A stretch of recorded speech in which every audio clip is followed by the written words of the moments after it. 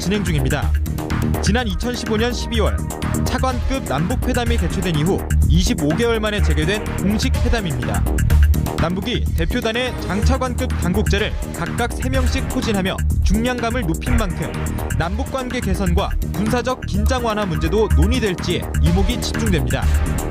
회담의 1차적 의제는 평창올림픽 현안이 우선적으로 논의되겠지만 남북 합의문 채택 여부를 비롯해 추가 고위급 회담과 군사실무회담 등 이후 회담 일정을 잡을 수 있을지도 주요 관전 포인트입니다.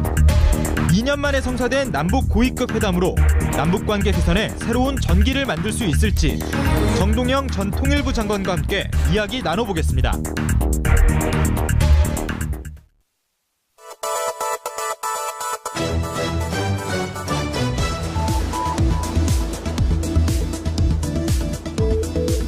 깨어있는 서울 시민을 위한 정직하고 알찬 프로그램 1월 9일 화요일 장윤선의 이슈파이터 시작하겠습니다. 첫 번째 주제는 오늘 아침 속보가 굉장히 많이 나오고 있는데요. 남북 고위급 회담의 의제와 전략에 대해서 함께 얘기해 보도록 하겠습니다. 함께해 주실 매우 특별한 손님을 스튜디오에 모셨습니다.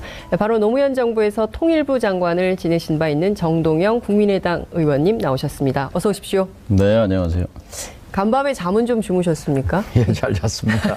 굉장히 설레셨을 것 같아요. 굉장히 오랜만에 남북의 고위급 회담이 바로 판문점에서 열리기 때문에 예전에 통일부 장관으로서 이게 어떻게 성사될까 굉장히 관심이 많으셨을 것 같은데. 네, 말씀하신 대로 대전환의 시작이라고 봅니다. 지금 판문점에서 열리는 회담 자체가 아니라 남북 관계의 역사가 이제 비정상에서 정상으로 유턴 방향을 트는 첫 출발점이라고 생각합니다. 자, 유턴.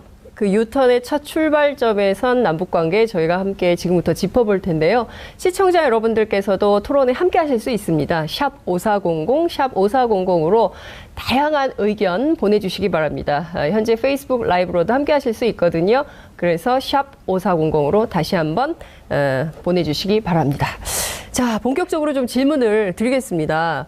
오늘 계속 속보가 들어오고 있는데 제일 마지막으로 들어온 속보부터 말씀을 좀 드리자면 북한에서 지금 그 평창올림픽에 고위급 대표단을 파견한다는 것이고요. 그리고 태권도 시범단, 그리고 예술단. 뭐 이게 굉장히 파격적인 행보를 보이는 거 아닌가라는 생각이 좀 드는데요. 오전에 이루어진 남북회담 전반적으로 좀 어떻게 보셨습니까? 우선 점심때 브리핑한 게 아마 처음일 것 같습니다. 대개는 그러니까요. 남북 장관급 회담 하게 되면 일단 그 공동 발표문이 만들어질 때까지는 사실 보안을 유지하는 거거든요. 근데 이미 합의가 됐다는 거지요. 이미 합의가 됐다. 그러니까 남쪽에서 요청한 것과 북정에 제안한 게 맞아떨어진 거예요. 저도 깜짝 놀랐어요. 선수단, 응원단, 예술단 거기에 더 얹어서 뭐 태권도 시범단 또 뭐 기자단까지 다 보낸다고 제안을 했기 때문에 평창 올림픽에 관해서는 뭐 특별히 쟁점이 없는 거죠. 이견이 없는 합의다. 이견이 없는 거죠. 그러니까 저도 지금 생각해 보니까 통일부 기자 시절에 제가 그때 장관님 시절에 제가 통일부 출입 기자를 했었는데 저도 통일부 출입 기자 출신이에요. 지금 두 통일부 출입 전직 기자들이 얘기를 하고 있는 건데요.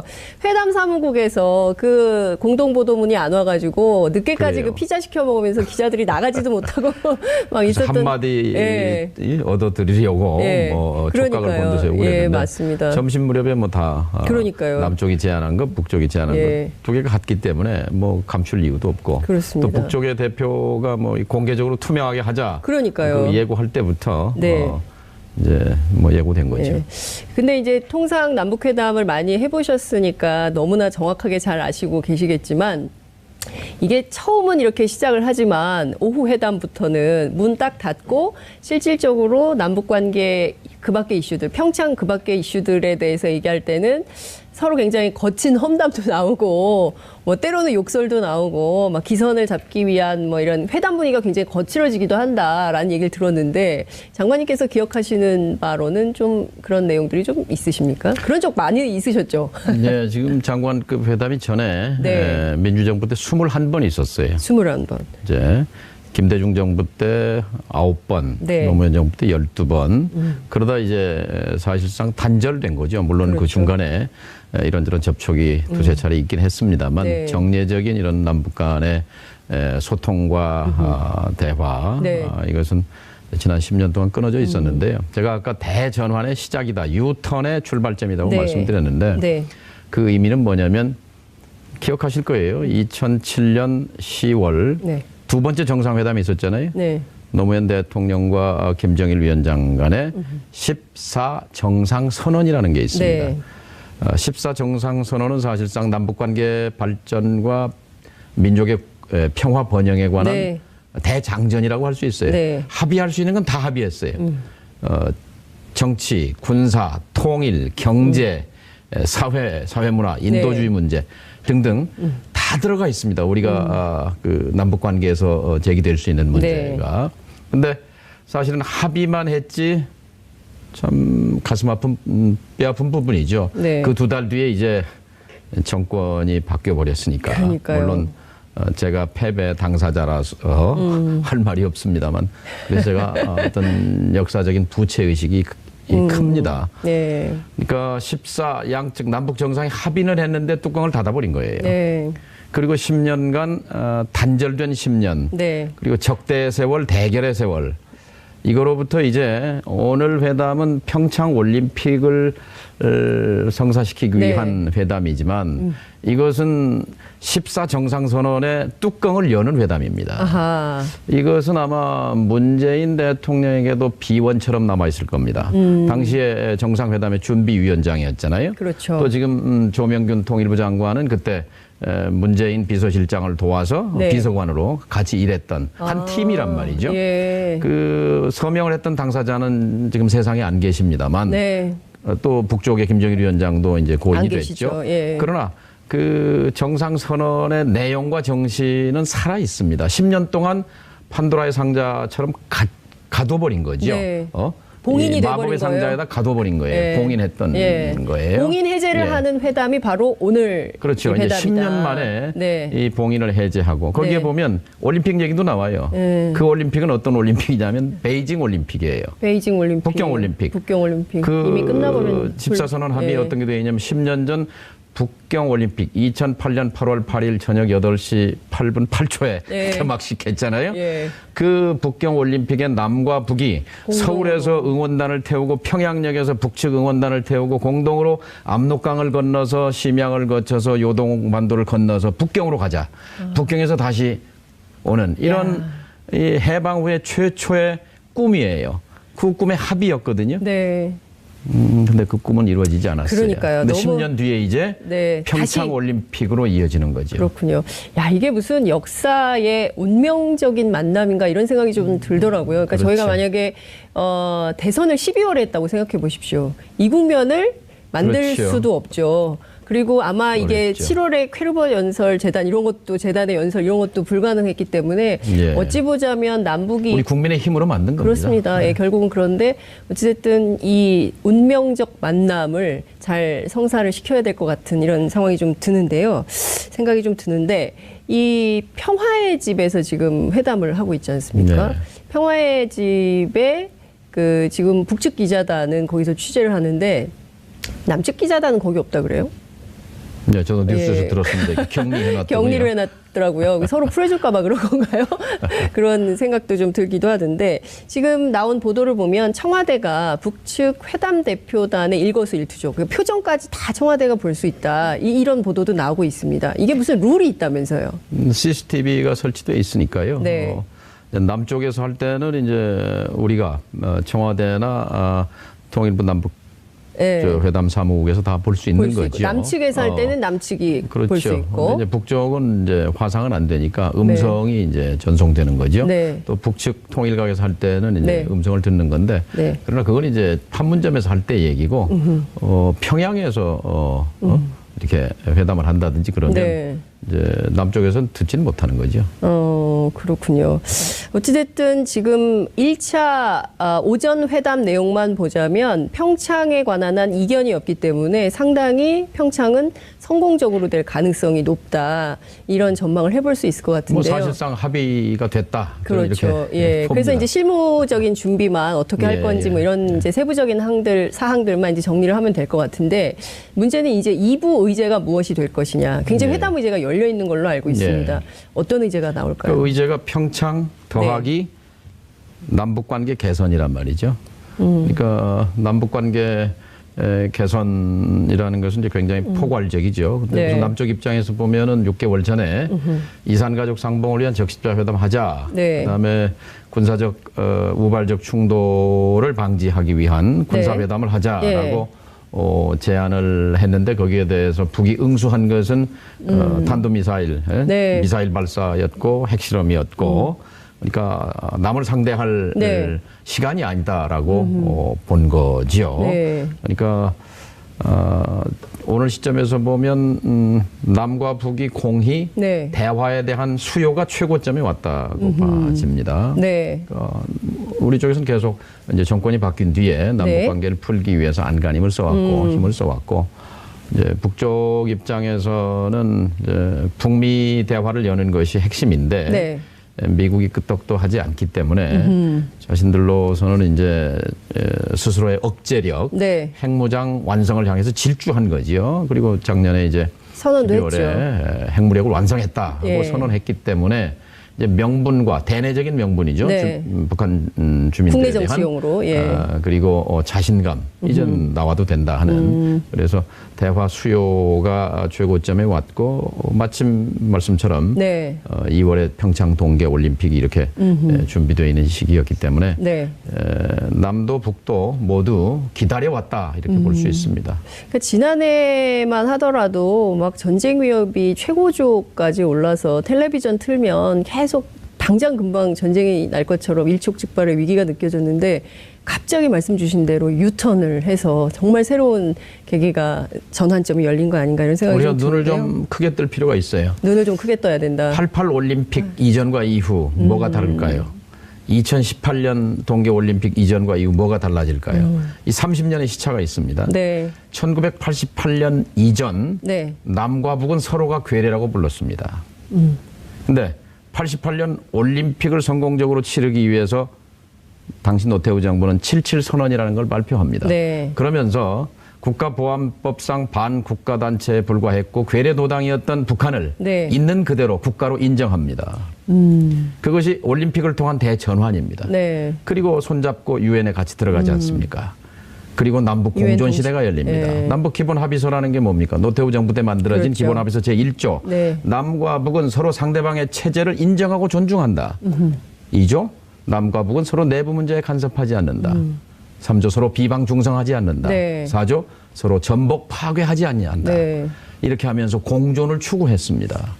사실 이 노태우 정부는 지금 보수 정권의 할아버지 정권이잖아요. 뿌리죠. 뿌리라고 할 수 있죠. 그 정권이 정말 위대한 한반도의 전환을 이룩한 겁니다. 그건 평가해야 합니다. 남북 기본 합의서에 대한 정신을 기본 합의서는 통일로 가는 과정에서의 마그나 카르타입니다. 대장전입니다.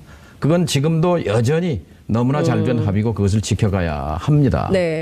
그런데 지난 30년 동안 우리가 독일 민족처럼 현명하고 지혜로운 민족이었으면 이미 통일의 문으로 들어갔을 겁니다.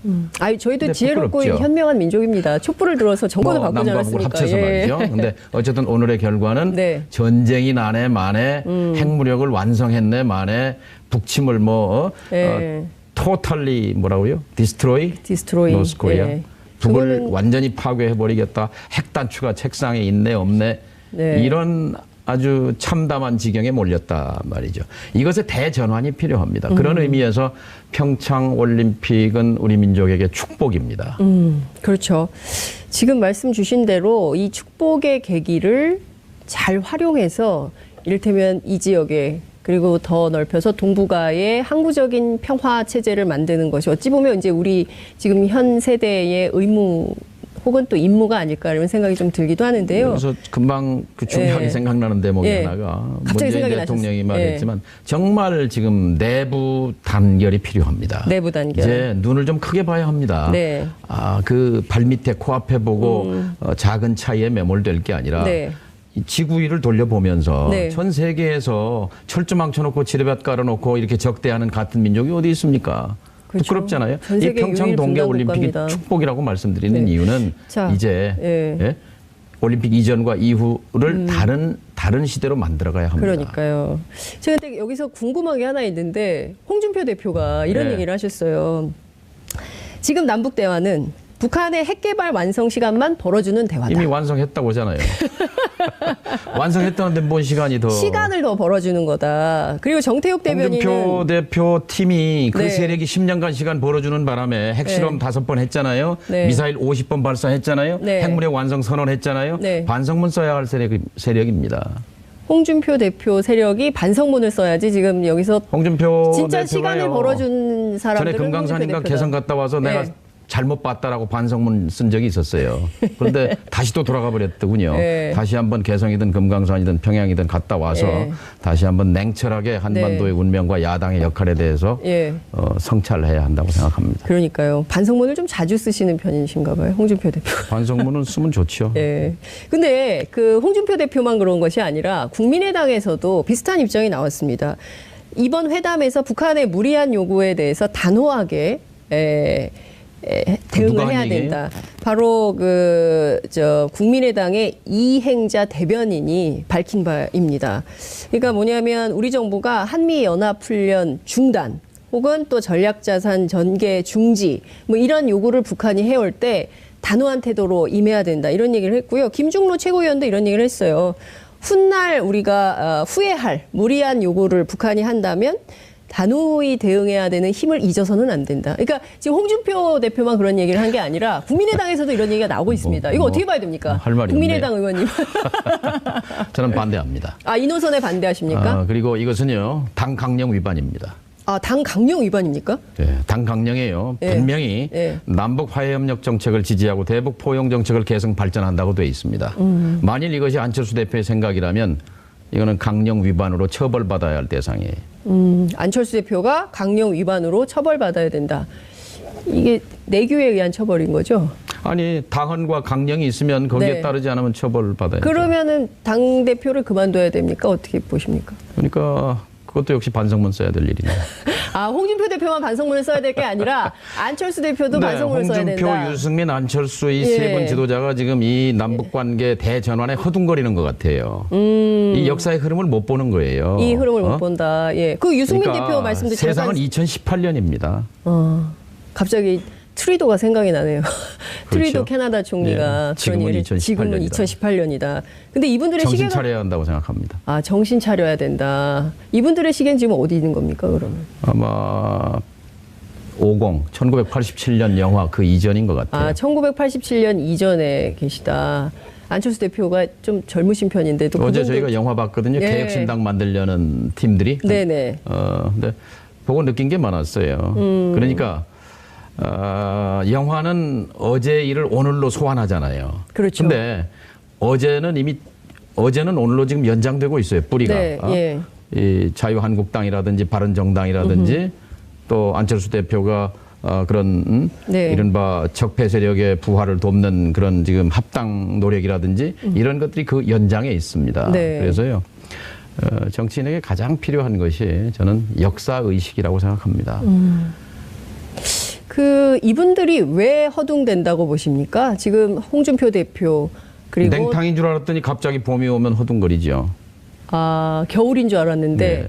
갑자기 봄이 와가지고 그러니까 트럼프만 뭘 쳐다보고 입어야 있었는데 돼? 트럼프도 변했단 말이죠.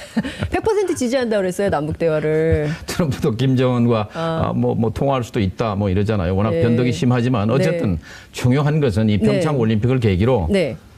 주인의 귀환, 당사자의 귀환 이 의미가 큽니다. 네. 지난 10년 동안 이명박 박근혜 정권 아래서 예. 주인은 실종됐습니다. 당사자는 당사자가 아니었습니다. 네. 워싱턴만 쳐다보고 평양만 쳐다보고 김정은 트럼프만 쳐다보고 또는 중국을 쳐다보고 네. 우리는 그저 추종자였을 뿐이에요. 그런데 이제 비로소 아까 14선언의 뚜껑을 다시 이제 여는 의미가 있다 네. 이렇게 말씀드렸잖아요. 네. 14선언에는 분명히 그렇게 되어 있습니다. 한반도의 비핵화. 네. 그리고 한반도의 불안정한 정전 체제를 바꾸기 위해서 3자 또는 4자가 모여서 종전선언을 하자. 네. 종전선언하자. 그러니까 미국, 중국, 남북이 모여서 네. 이 6.25가 완전히 끝났다. 예. 이제 평화시대를 열어가자. 예. 이런 합의까지도 남북 정상이 했었거든요. 합의는 다 돼 있습니다. 문재인 정부가 해야 할 숙제와 네. 그 합의는 이미 예. 또 김정은 위원장 입장이 자기 아버지가 다 합의해놨어요. 예. 아버지가 합의해놨는데 지켜야 되잖아요. 예. 문재인 대통령 요구하면 돼요. 어? 하기만 하면 되는 당신 아버지가 합의한 거단 말이야. 네. 어? 우리 노무현 대통령과 두 분이 네. 합의한 건데 이거 지키자 말이야. 근데 그렇게 되면 북한 핵 문제도 해결할 수 있어요. 비핵화 문제도 해결해야 된다. 이런 말씀. 14 합의에 들어있어요. 그러니까요. 아니 그래서 여기서 제가 좀 드리고 싶은 질문이 있는데 제가 이제 기자니까요. 제가 이제 보수 쪽의 입장에서 한번 질문을 드려볼게요. 북한이 늘 이렇게 막 그 대화 공세로 가다가 갑자기 입장을 바꿔서 한국을 굉장히 어렵게 하는 역사가 몇 번 있지 않았습니까? 원하는 것이 틀어졌을 때 그렇습니다. 원하는 것이 틀어졌을 때 지금 북한이 원하는 것은 뭔가요? 그러면 생존이죠. 생존을 위한 미북 관계 정상화입니다. 북미 북미 관계 관계 정상화입니다. 예. 그것이 지난 수십 년 동안 추구해온 특히 네. 베를린 장벽 붕괴 이후에 예. 북이 생존을 위한 필요 조건으로 끈질기게 추구해온 것이 네. 미국의 대북 적대시 정책 폐기와 북미 관계 정상화. 그래서 14선언 합의에 그렇게 들어있어요. 9.19 합의 그리고 네. 9.19 합의를 실천하자고 하는 2.13 합의. 네. 2007년 2월 13일입니다. 1차 네. 핵실험한 직후예요. 그렇습니다. 처음 핵실험했을 때 세계가 놀랐어요. 예. 어? 2006년에 첫 핵실험을 그렇죠? 했죠. 그리고 나서 그걸 수습해서 2007년 2월 13일 날 예. 베를린에서 미국과 북한이 1대1로 6년 만에 처음 마주 앉습니다. 네. 마주 앉아서 합의해요. 뭘 합의하냐? 9.19로 돌아갑시다. 9.19는 뭐예요?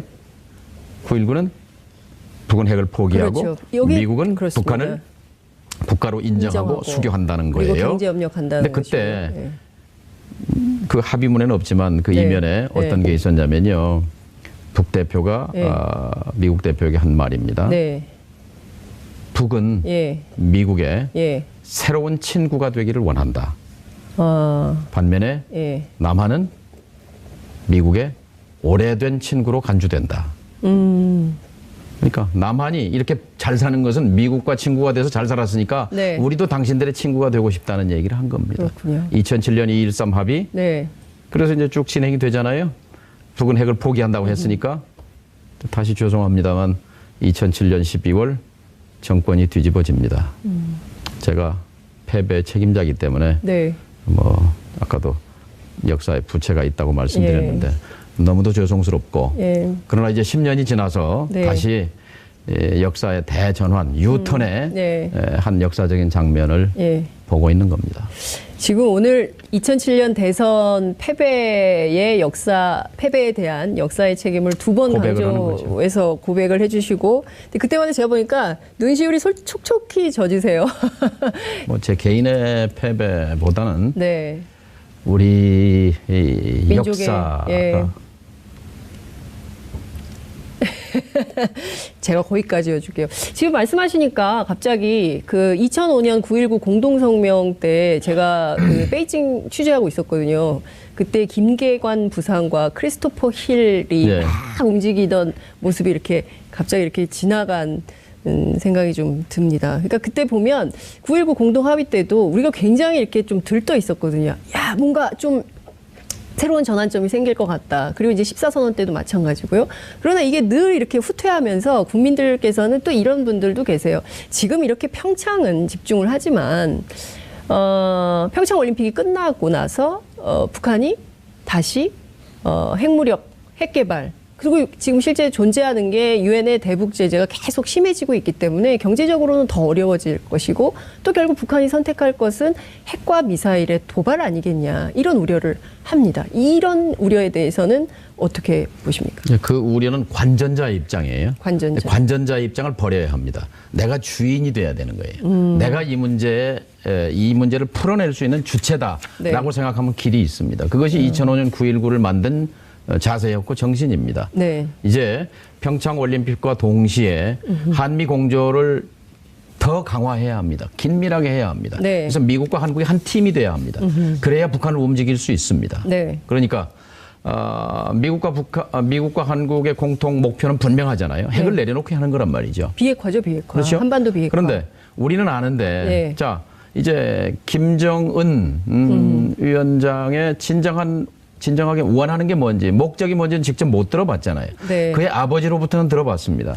네, 직접 들으시지 않으셨습니까? 그러니까 제가 2005년 벌써 13년이 経죠. 김정은 위원장 2005년 9.19가 그 면담으로부터 출발해서 이루어진 겁니다. 그렇죠. 2005년 9.19가요. 맞습니다. 2005년 9.19를 만든 것은 3개월 전 2005년 6월 17일 김정은 위원장과 정동영. 예, 제가 서울에서 갈 때는 특사가 아니었어요.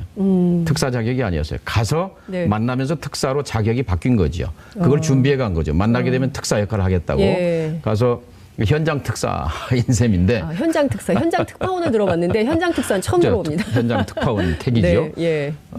그때 3번 물었습니다. 당신의 궁극적인 목적이 핵 보유입니까? 아니다. 아니다. 아니, 그래도 밖에서 믿지 않습니다. 예. 결국은 핵을 갖고 말 거 아니겠습니까? 아니다. 그러나 남쪽 국민들은 믿지 않습니다. 그때 3번 같은 질문에 대해서 마지막에 나온 답변이 몇 초 고민하는 듯 보이더니 쏟아놓은 말이 네. 우리 아버지 유언이요 하는 말이었어요. 김일성 주석의 유훈입니다 하는 얘기였습니다. 맞습니다. 제가 통일 전문 기자 출신으로서 통일부 장관을 해온 예. 입장에서 비핵화가 김일성 주석의 유훈이다? 귀가 번쩍 뜨였습니다. 자, 오늘 김정은 위원장에게 네. 그 할아버지의 유훈은 여전히 나는 유효하다고 생각합니다. 이 부분을 파고들어야 한다고 생각합니다. 그러려면 네. 김정은 위원장으로 가는 예. 통로를 뚫어야 합니다. 지금 남쪽 사람 가운데 김정은 위원장을 만난 사람이 없잖아요. 그러니까요. 아버지를 만난 사람은 몇 있어요. 네. 근데 그 김정은 위원장을 네. 만난 사람 없어요. 예. 이희호 여사가 방북해서 조문을 할 때 네. 악수를 한 적은 있습니다. 그러나 대화를 나누진 못했습니다. 네. 그걸 만났다고 할 수는 없고요. 예. 그렇다면 세계적으로는 지금 농구 선수 로드맨이라는 미국 사람, 그러니까요. 요리사인 후지모토 후지모토. 두 사람 말고는 김정은과 말을 해본 사람이 없습니다. 이런 상태에서 관전자의 입장은 의미 없습니다. 이 문제를 내 문제다, 내가 풀어야 되겠다고 생각하면 길은 생깁니다. 굉장히 재밌는 포인트를 지금 말씀해 주셨는데요. 관전자의 입장을 버리고 직접 김정은 위원장의 속뜻이 뭔지, 특히나 할아버지 김일성 주석의 속뜻은 비핵화였고 그것은 여전히 이어지는 그 유후는 여전히 이어질 것이다. 이 얘기를 똑같이 미국 관리들에게도 말했습니다. 작년 11월에 국회 네. 북핵 문제의 평화적 해결을 위한 의원 대표단 단장 네, 자격으로 미국을 가서 의원들과 특히 국무부에 가서 국무부 고위 관리들에게 이 네. 얘기를 그대로 전했습니다. 당신들이 북에 대해서 이러고 저러고 말하지만 네. 김정은을 만나보지 않았지 않느냐. 예. 만나본 사람이 없지 않느냐. 그 생각을 들어본 적이 없지 않느냐. 그 길을 뚫어라 하는 얘기를 했는데 굉장히 의미 있게 받아들였고 나중에 그 틸러슨 장관이 이 조건 없이 대화하자 하는 네. 그 얘기 했잖아요. 네. 그때 비슷한 얘기를 하더군요. 네. 그러면 김정은 위원장과 직접 대화하는 게 필요하다. 지금 직접 대화를 하려면 누가 해야 됩니까? 문재인 대통령이 나서야 되는 거 아닙니까? 특사를 먼저 보내야죠. 특사를 먼저 이제 보내야 지금은 된다. 특사를 보낼 이제 타이밍이 도래하고 있습니다. 이제 올림픽이 이 문제 성사하고 네. 그러면 이제 자 우리는 14를 지킬 의사가 있다. 한국 정부가 그렇죠. 예. 한국 정부가. 예. 왜냐하면 이 문재인 정부는 본인이 그 준비위원장이었잖아요. 네, 예. 그 계승한 정권이기 때문에 자 이거 얘기하자. 그러기 위해서는 북미 대화 시작해야죠. 북미 대화. 그러기 위해서 한미 간의 공조와 예. 미국을 설득해야 합니다. 예. 테이블에 앉아야 합니다. 지금까지 10년 동안은 핵을 포기해라. 그러면 대화해 줄게. 그렇죠. 예. 항상 if 조건절이 네. 붙어 있었어요. 예. 근데 선의 포기가 조건이었죠. 조건 없이 이번 평창 회담도 뭐 되는 이유가 조건이 안 붙었잖아요. 조건이 없이 그냥 그렇죠. 평창을 위해서 만났잖아요. 네. 그러니까 조건 없이 만나야 합니다. 자, 그 시점은 언제가 제일 좋다고 보십니까? 지금 우리 정부에서는 이제 후속회담을 위해서 이산가족 상봉, 적십자 회담 이런 분위기를 것들을 계속 만들어 가야죠. 분위기를 계속 만들어가는 가운데 김정은 위원장을 직접 만나서 그가 원하는 바 핵심 내용이 뭔지를 들을 수 있는 키맨 특사를 북에 파견을 해야 된다. 그러니까 2월 10며칠이 설날이잖아요. 네. 설날 이산상봉이 이루어지면 예. 그 설날은 평창올림픽 기간 중입니다. 그렇습니다. 설상. 세계적인 이벤트가 될 겁니다. 김정은 위원장이 그걸 모를 리 없습니다. 아마 저는 이루어질 가능성이 있다고 봅니다. 아, 그러면 설상봉을 전후로 해서 설상봉, 이산가족 상봉이 주는 이미지는 뭘까요? 김정은의 그런 말하자면 서방 세계에 알려져 네, 있는 예. 무모하고 비이성적이고 폭압적인 그런 이미지가 네. 남북 이산상봉의 눈물 속에서 아마 씻겨지는 효과가 있을 것입니다. 그런 효과를 누리기 위해서라도. 그런데 이제 김정은 위원장의 신년사를 보면 이제 본인의 노선이기도 한데요. 핵과 경제 병진 노선 계속 강조하지 않습니까? 이제 말씀 주신 대로 지난해 11월 29일 날 화성 15형을 발사하면서 핵무력 완성을 선언을 했고 핵은 다 됐으니까 이제 경제를 위해서 대화에 나선다. 그리고 이제 평창 동계올림픽에도 민족적 대사임으로 참가의 뜻을 표명하고 그리고 마침내 오늘 이제 쭉 나온 내용을 보면 태권도 시범단까지 이렇게 네. 보내겠다라는 일련의 이제 과정이 쭉 이어지고 있는 건데요. 많은 국민들, 특히 이제 보수적인 그 시민들은 지금 뭐 분위기는 좋지만 이제 한미 연합 훈련이 지금 연기가 된 상태인 것이고 중단은 아니기 때문에 그리고 이제 이게 재개가 되면 또 북한이 도발할 가능성이 있다. 이런 우려를 합니다. 그래서 지금 중요한 것은 이 올림픽이 진행되는 76일간의 기간 동안 우리 정부가 무슨 역할을 해야 되느냐, 어떤 노력을 해야 되느냐, 이게 굉장히 중요한 거 아니겠습니까? 네. 전직 장관으로서 이것만은 꼭 해야 된다. 어떤 팁이 있을까요? 그러니까 관전자의 입장을 버리라는 거고. 관전자의 입장을 버려라. 그리고 한미 간의 긴밀한 네. 그 협의와 공조. 왜냐하면 남북이 대화를 하게 되면요. 네. 첫째, 미국은 우리를 대한민국을 존중합니다. 그러면서 또 살짝 의심하기 시작합니다. 남과 북 간에 무슨 우리한테 알려주지 않은 내용이 있나 하는. 그래서 예. 신뢰가 금갈 수도 있습니다. 따라서 한미 간의 긴밀한 그 논의와 공조가 필요하다고 강조하는 이유가 거기 있습니다. 네. 그러면서 공통의 대안을 만들어야 합니다. 북한 핵 문제와 관련해서 네. 미국과 한국이 그 공동의 접근 방법을 만든다는 게 굉장히 어려운 일이지만 그러나 이제 그걸 해내야 하는 거죠. 네. 그걸 해낼 때 또 북한도 남쪽에 네. 주의를 기울이게 되고 그래서 우리 공간이 점점 넓어지는 거죠. 그러니까 우리 입장에서 보자면 지금 북한도 좀 설득해야 되는 측면이 있고 예. 또 미국에게도 그렇죠. 북한의 속뜻을 정확히 알려줘야 되는 그렇죠. 서로 믿지 의무가 못하는 있고. 거죠. 예. 근데 그럴 수밖에 없어요. 남북 너무, 간에도 뭐 예. 불신이 물론 많죠. 불신이 있지만 예. 그러나 우리는 신뢰를 한번 쌓아봤던 역사가 있습니다. 철도도 이었죠, 도로도 이었죠, 네. 공단도 만들었죠. 예. 신뢰가 없으면 어떻게 만듭니까? 우리는 한번 그런 성공했던 경험이 있잖아요. 네. 성공했던 경험을 가지고 네. 말하자면 신용불량자가 은행에서 돈 빌리려면 빌려줍니까? 보증인이 있어야 되잖아요. 네.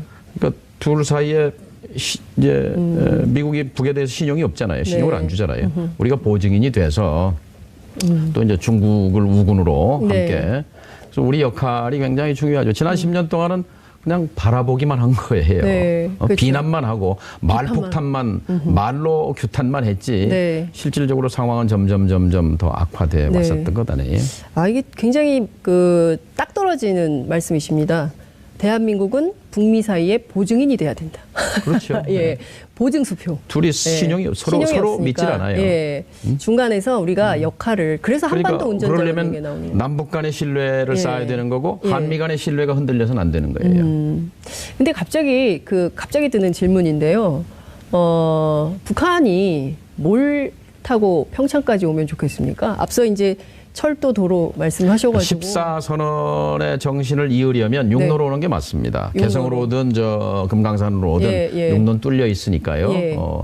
저는 그걸 우리가 강력히 요구해야 된다고 봅니다. 육로로 크루즈로 저 뭐 배 타고? 원산이나 배 타고 오면은 네. 그 뭐 응원단이나 뭐나 배에서 다 생활하고 네. 따로 떨어지잖아요. 네. 근데 이제 그래도 올림픽 선수들과 함께 네. 식구들과 어울리려면 네. 육로로 오는 게 맞고 네. 또 돈 들여서 그렇게 도로 놓고 철도 놓은 이유가 뭐예요? 이럴 때 써먹자고 한 거 아니겠어요? 네. 빅 이벤트인데 행사 때 그렇죠. 좀 써먹어야지. 그렇죠? 예. 그렇지도 않고 그리고 써먹지도 않으면 무슨 의미가 김정은 있겠냐. 위원장 신년사에서 평창 올림픽은 민족의 경사다 이렇게 말했잖아요. 네. 민족의 경사인데 네.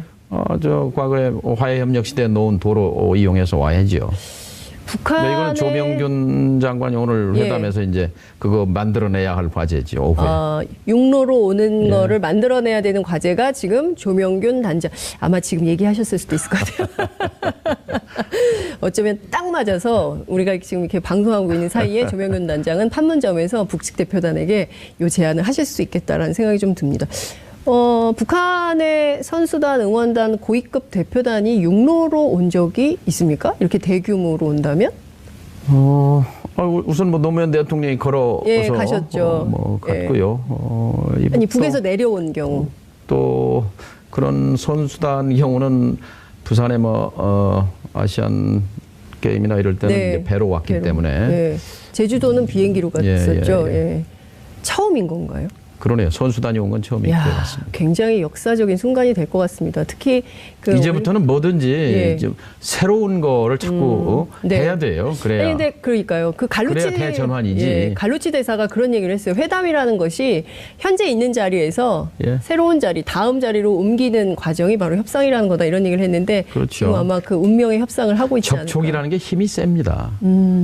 그리고 대화가 무력한 게 힘이 센 거고. 네. 그리고 그 과정에서 변화가 따라옵니다. 네. 필시적으로. 예. 그러니까 이 1월 9일 남북 장관급 회담 이 접촉 네. 이 전과 후가 다르잖아요. 변화가 된 거거든요. 상황이. 올림픽 이전과 이후가 달라질 겁니다. 네. 2014년 인터뷰에서 이런 말씀하신 적이 있으세요. 개성공단이 가장 현실적이고 이상적인 한국형 통일 모델이다. 이런 말씀을 좀 맞습니다. 하셨어요. 실제 개성공단 그 건립의 주역이시기도 하신데요. 근데 지금 개성공단이 굉장히 개성동령이란 말 들어보셨어요? 개성동령? 아, 정동영이 아니라 개성동령. 2017년 대선 캠페인의 구호였어요. 근데 뭐 제 얘기를 강조하고자 하는 게 아니고 네. 정말 우리가 베트남 통일식으로 무력 통일은 불가하잖아요. 네. 용납할 그건 뭐 상상할 수 없는 일이고 독일 통일처럼 흡수 통일도 현실적으로 100% 불가능합니다. 네. 한국형 통일 방안이 뭘까요? 개성공단 2개 만들고 네. 전면 재가동하고 2개 만들고 3개 만들고 4개 만들고 이게 경제 통일입니다. 경제 통일의 연장선을 따라가다 보면 네. 정치 통일이고 끝에 네. 가서 법률적 통일이 있습니다. 이것은 정동영이 얘기가 아니라 네. 독일 통일의 설계사였던 에곤 바르 박사라고 브란트 수상의 오른팔이었죠. 네. 에곤 바르 박사의 설파였습니다. 개성공단 방식이야말로 가장 이상적인 한국형 통일 모델이다. 이것을 닫아버린 2016년 2월 10일 박근혜 대통령의 말 한마디. 네. 그것은 우리의 역사를 뒤로 돌린 국정농단 중에서도 가장 참 나쁜 국정농단이었습니다. 예. 아마 많은 국민들께서 세상에 어떻게 이 말 한마디로 개성공단 우리 기업인들도 걸린 문제인데요. 이렇게 생존권을 대통령 말 한마디로 이렇게 말아먹어도 되는 건지 많은 분들이 개탄을 하고 계시다고 봅니다.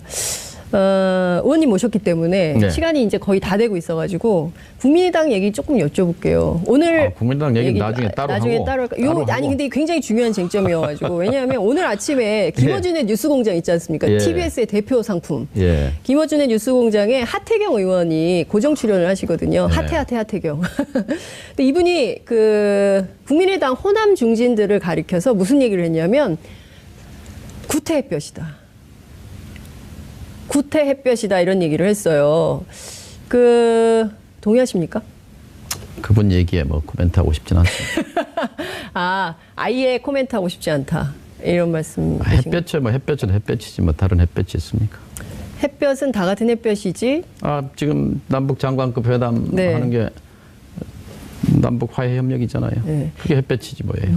유승민 대표도 그 남북 관계 개선에 뜻이 없는 것은 아니다. 그러나 호남 중진들 같은 그 구태 햇볕들하고는 좀 새로운 방식의 남북 관계를 해야 된다고 주장을 하는 거다. 딱지 붙이기 그런 게 바로 구정치에서 하던 일이에요.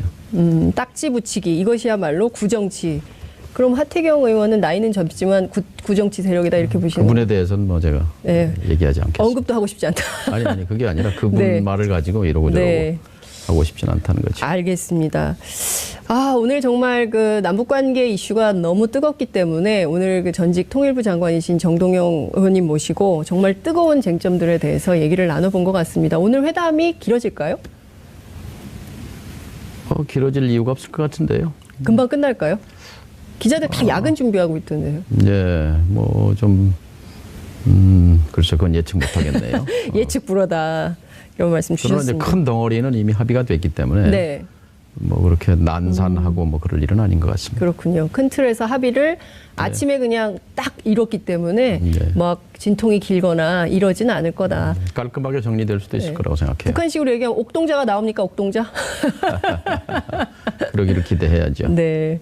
그 끝으로 제가 한 가지만 여쭐게요. 너무 기가 막힌 소식이 오늘 예. 아침 보도가 돼가지고요. 한 언론에 2009년 당시에 국방장관이었던 김태영 장관이 예. 그 UAE하고 비밀 MOU를 맺은 것이 사실이라고 고백을 했습니다.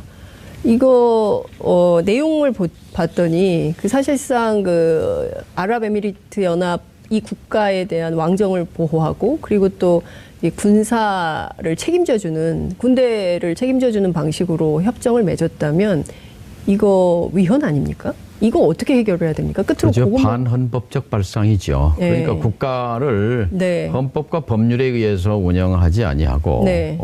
초법적 발상으로 그냥 돈만 쫓고 네. 돈이면 뭐든지 해도 되는 걸로 생각한 게 이명박 박근혜 정권의 속성이었던 것 같아요. 네. 국가 주권은 존엄한 것입니다. 그런데 그 헌법의 정신을 훼손한 네. 그런 국정농단의 사례라고 생각합니다. 그러니까요. 그러니까 이명박 박근혜 정권 지난 9년간 사실 전쟁 위협이 최고조로 올랐었거든요. 그리고 북한이 미사일과 핵 위협이 최고조 되던 순간이기도 했는데 그래서 늘 우리 군이 막 그 긴장 상태였잖아요. 그리고 그런 보도도 많이 쏟아졌는데 김태형 장관의 인식이 전 참 기가 막히더라고요. 그 대통령의 그 장관이 아니었던가 싶은데요. 제가 보기에 국회에서 이 문제는 좀 따져야 되지 않을까 싶습니다. 아마 큰 문제가 될 겁니다. 네, 알겠습니다. 꼭 따져주실 것을 믿으면서 오늘 말씀 여기서 마무리하도록 하겠습니다. 말씀 잘 들었습니다. 고맙습니다. 감사합니다.